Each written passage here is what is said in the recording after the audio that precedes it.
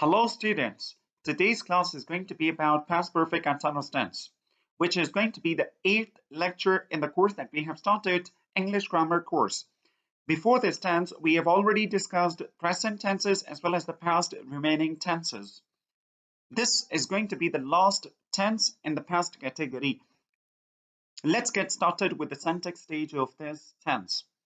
In order to make the positive sentence, there should be the subject in the beginning followed by the auxiliary, which is had been in past perfect continuous tense. Comparatively with past perfect tense, we come across only had followed by the third form in active sentences where there is an action being performed. But as far as past perfect continuous tense is concerned, there is had followed by been, and then there happens to be verb ing, which is grammatically called present participle. Keep one point in mind, there are 6 continuous tenses and all the continuous tenses agree with verb ing, present participle. And at the end, there is an extra part of the sentence, we call that adjunct grammatically, which is an optional part of the sentence. If added, it will provide extra information. If it is not a part of the sentence will not lose its meaning.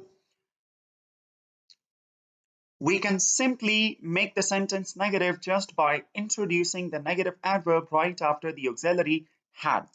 So it would become had plus not plus been, and the rest of the sentence should be in its own place. To make the sentence interrogative, we have to take the auxiliary had, we will take it into the beginning of the sentence, and at the end there should be the question point.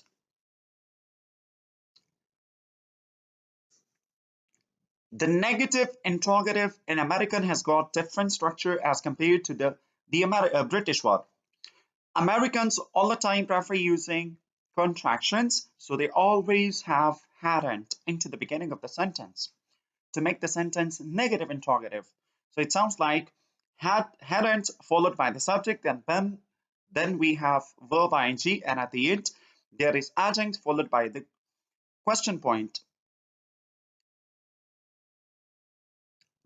In British English, we have had in the beginning and the negative adverb is added right after the subject in the sentence, and the remaining part of the sentence remains in its own place. Now we are going to talk about the explanation stage of past perfect continuous tense, where we will be discussing when to use past perfect continuous tense. Here comes the first usage. This tense is used to emphasize the length or duration of actions before another action or time in the past.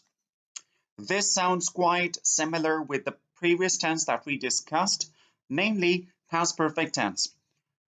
We have to discuss both the tenses comparatively so that you people can differentiate in between both of them. Past perfect tense talks about both the things action plus state, which took place before another action or time in the past.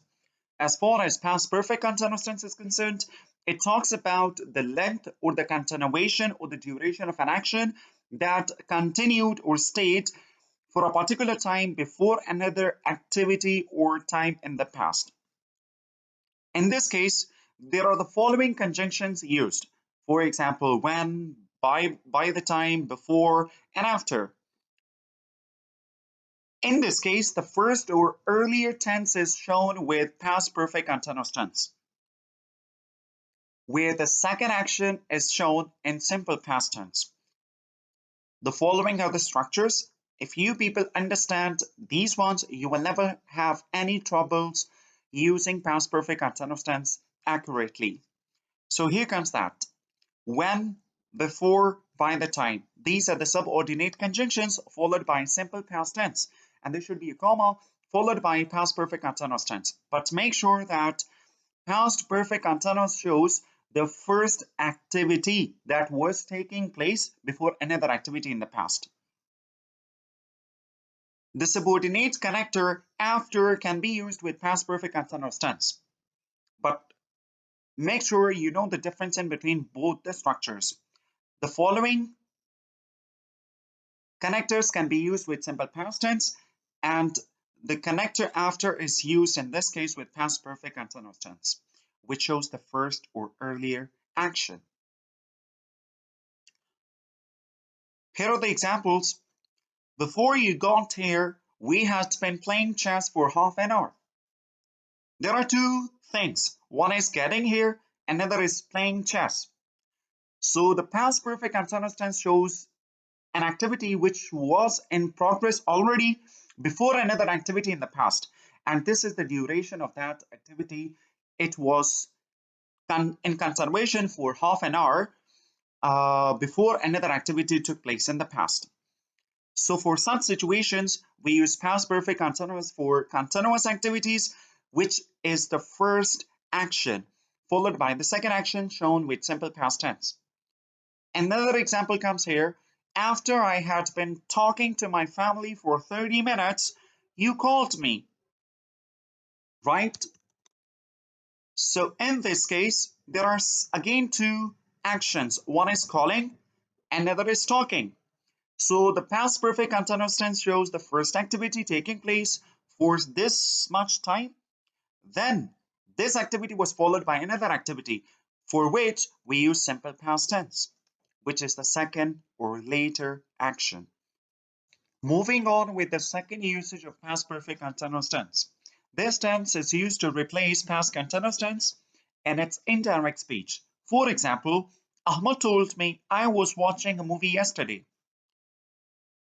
In the direct speech, we have past continuous tense showing an activity which was taking place yesterday. So the moment you switch your past continuous tense of direct speech into indirect speech, your tense should also be changed. Ahmad told me that he had been watching a movie the previous day. So we can see past continuous tense is changed into past perfect continuous tense and its indirect speech. And we are done with past perfect continuous tense too.